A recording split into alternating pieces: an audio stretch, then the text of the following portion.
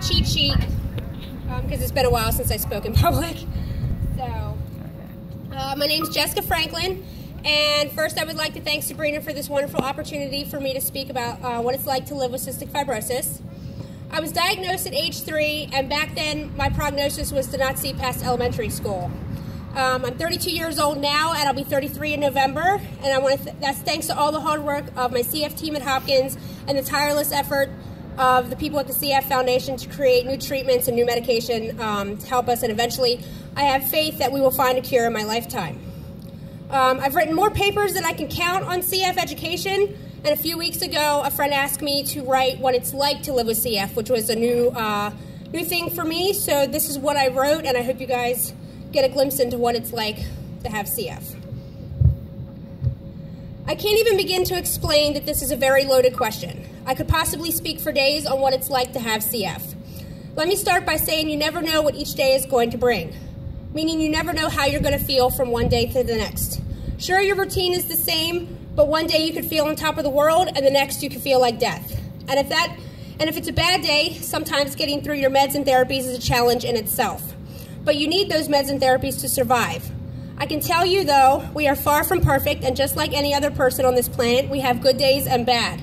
We rebel, we go through our party stage, we get angry, we hate the world, and we question God.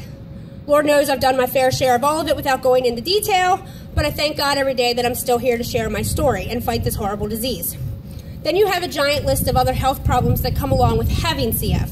For me personally, they include DIOS, which is distal intestinal obstructive syndrome, hypoglycemia. I'm also at risk at some point for developing CF-related diabetes.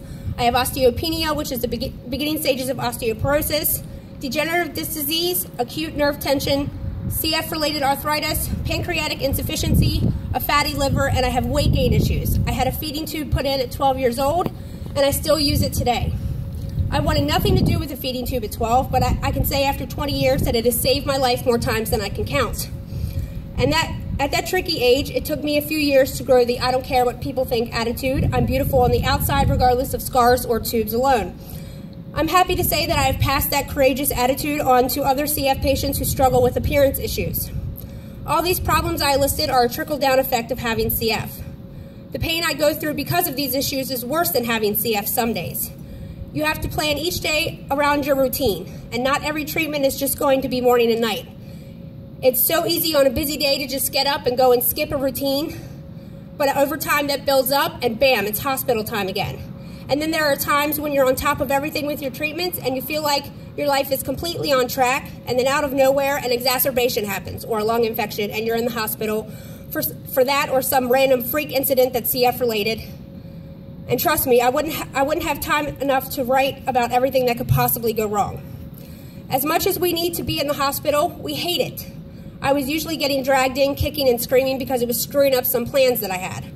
But now it's just not something I play games with anymore. I'm usually turning myself in, or at least coming to conclusion in clinic with my doctors that it needs to happen. My first time was in 2003, and I gladly admit that was my fault. I refer back to that little thing called rebellious issues and the fact that I care about my work or people more than I do myself sometimes. It becomes a gift and a curse.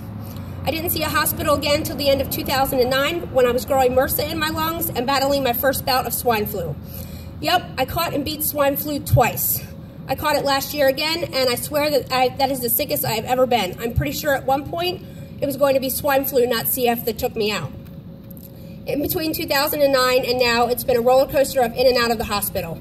But I can stand here in front of you today and say it's been over a year since I've seen a hospital room. We get every test you could possibly think of ran in there, stuck 5,000 times for blood draws, sleep doesn't exist, and all of that on top of our normal daily routine. Most of us get PICC lines or have ports to receive IV meds. I've had 2 blood clots in my right arm from having 7 or 8 PICC lines in that arm, and scar tissue has built up. My left arm has had 5, and it's pretty much shot as well. The last time I was in the hospital, I had to get a Hickman placed, and that was probably the most horrible experience I've ever gone through in the hospital because of so much pain. The hospital is a miserable place, but necessary place to be sometimes. If some of us are lucky, we get to stay only a week and go home on IV meds. My last run, though, I had to stay the whole 2 weeks. I couldn't wait to go home. I pretty much sum up CF patients as walking hospitals or pharmacies. We spend our life at the doctor's office, in the hospital, or at a pharmacy. Right now, I'm on 20 different medications that I have to take every day, sometimes multiple times a day. There are hours and hours of treatments and routines that I have to do on top of exercising. And you think sometimes, how am I supposed to do this all and get everything else in a normal day done, plus get the proper amount of rest? And that is the other thing we need more than your normal 8 hours, is plenty of rest. I have to survive on less than that some days, and it definitely wears you down. Plus, I suffer from insomnia and being a natural night out my whole life. Even as a kid, my dad called me a night walker. It just builds and builds. When you have CF, you feel like the weight of the world is on your shoulders, and it just gets too much to handle sometimes. Most of us suffer from some sort of depression and anxiety issues. I have severe anxiety and panic disorder. I have always been high-strung, but life events over the years and having CF has just built it to a level that's uncontrollable some days. I think the biggest downfall to having CF is not be able to be around others like me. They discovered this in the 80s after a huge outbreak of B. cepacia at CF camp. B. cepacia is one of many nasty bacteria that we can grow in our lungs, but the tricky part is that we can only pass it to other CF patients. Not every CF patient grows the same bacteria, and even the same ones have different strains. Basically, we were killing each other, and we can if we're around each other. Sorry, I lost my spot. Not being around others like you and identifying with someone who goes through the same thing as you is difficult, and the biggest cause of depression in CF patients, I feel. There are a few that don't follow the rules. They hang out, they date each other, and I see the after effects of it online every day. They're in the hospital, they're very sick, and I just know that that's why. I choose to follow the rules, and I don't knock, and to not knock whatever years of my life I have left off. It's very hard living with an invisible illness. A chronic illness is that. The hardest part is convincing people you are really sick. Unless you know me or I've spoken to you about CF, you wouldn't have a clue that I have a life-threatening illness. I look completely normal on the outside, but on the inside I'm dying. The very lungs that I used to breathe are trying to kill me daily. The other thing that you have to convince people is that you are not contagious. I know our cough makes us sound like we are dying sometimes, smoke 10 packs of cigarettes that day, and sounds like we have a contagious flu, but I can promise you we are only contagious to each other. It's really easy to come across like a total jerk to some people who stare at your scars, feeding tube, or the fact that you're dying in the middle of a store from a coughing fit. But please understand that we deal with judgment every day from people, whether it's regarding those issues or the fact that we are home all day and some of us are not working and it gets old. They don't realize that our health is our job. Try not to take it personally if that happens, but we are happy to explain why these things are there or happen, just not that day. I've done everything in my power to not let CF control my life. In fact, I think it teaches us to live life to the fullest because you never know what tomorrow is going to bring. One of my favorite quotes is, "I have cystic fibrosis, but it does not have me." And that statement has never been more truer than it is today. That being said, sometimes it does have a say what you do in your life. Not every CF patient is so lucky with certain things, and I am one of them. In fact, we have all lost so many to this disease and are losing more each day.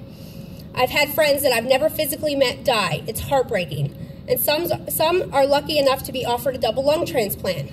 But not all are so lucky to enjoy the benefits of it. I wouldn't even begin to try to understand what that feels like because I have not reached that point, and I pray every day that I don't. Seeing people you care about die after receiving new lungs because their body rejected them or something else like an undiscovered heart problem takes them out during recovery, you can see how easy it is to question God. But I can express the pure joy I have for those who have succeeded in getting new lungs, and hearing them say that they can simply walk without getting winded is amazing. CF doesn't care about your plans for the future. It doesn't care about your vacation plans, your wedding plans, college, or career plans. You don't get to skip your routine because you're on vacation or you have school. You could be sick as a dog or end up in the hospital by your wedding day. I had big plans for my future. I went to college, got my 2-year degree in architecture, and that was my start, and I planned to move on to my master's degree. CF had other plans for me, though. I never knew how hard it would be to get hired by a firm when you are a deadline risk because of CF. If you are the only one working on that project and you get sick, that project is screwed. It happened in my internship. I almost lost my internship because of getting sick at work and not being able to get out of bed for a week. After college, a few years of random jobs, and landed myself in the hospital because of caring about my work and a little party phase more than myself, in 2004, I realized that my health needs to be my priority. 2 years, a lawyer, and a federal judge later, I was granted permanent disability. There are plenty of CF patients that have careers and work, and there isn't a day that goes by that I don't wish that that was me. But I realize now I was put on this planet to make a difference. Even as a kid, and to this day, I have always participated in research studies to help benefit those like me. I have the nickname at Hopkins as a professional research patient. As I've gotten older, it went from basic little studies to include drug studies, and a couple years ago, they got approval for the first drug to treat the cause of CF, not a symptom, called K-Delco. I was a part of that study. This year, they approved the second drug to go along with that for my specific mutation, which is double delta F508, and that drug is called Orkambi. There are over 1,800 mutations of the CF gene. I have also participated in many fundraisers to benefit the CF Foundation. Even as a kid, their biggest fundraiser every year is the Great Strides Walk. At 32 years old, I've grown my team from a tiny team that walked in Westminster, Maryland, to a bigger team in Baltimore that rose over $6,000 for CF this year alone. I strive to grow my team and goals bigger every year. I am an ambassador for the CF Foundation Maryland chapter, as well as a member of the CF Adult Family Advisor Committee for the CF Foundation. Since social media is our biggest way of contacting each other, I have always done my part to help every CF patient or caregivers of younger CF patients in any way I can. Sorry, my pages are sticking together.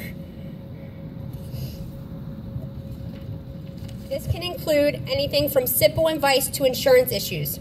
I've taken that need to help to a bigger level this year. I now run a 100% support group for CF patients, their family, and caregivers on Facebook.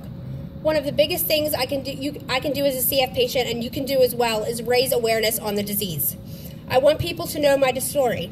I've spoken when I can in school every chance I got, and I still do whenever the opportunity arises. I now run a video blog on YouTube. I post updates on my health, what's going on in my life regarding CF, and just to educate people about what it's like to have CF and everything we go through. I hope this gives you a little insight on my life and what it's like to have CF. I like to keep it real, live, and sometimes a little crazy, but please remember that not every CF patient is the same, and there are those out there that have it far worse than I do. Thank you.